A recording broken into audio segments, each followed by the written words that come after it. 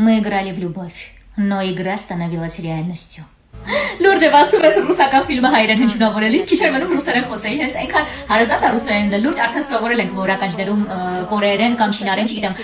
ասիական լեզուներով կամ անգլերեն օրիգինալ լսվում է ռուսերենն որ մայր լեզվի պես է ավտոմատ իրաց պես ուզում էի խոսայի ոնց որ ուզենայի հնչյունավորեի իրենք ինչ որ խոսում են հենց այդպիսի զգացողություններ էին քո սիրտը կկոտրվի ֆիլմը հնչյունավորելիս տարվա լավագույն ֆիլմերից է արդեն իդեպ նույնիսկ իսպաներեն են հնչյունավորել ամբողջ աշխարհում հայտնի է իմ Մեղքամայավինն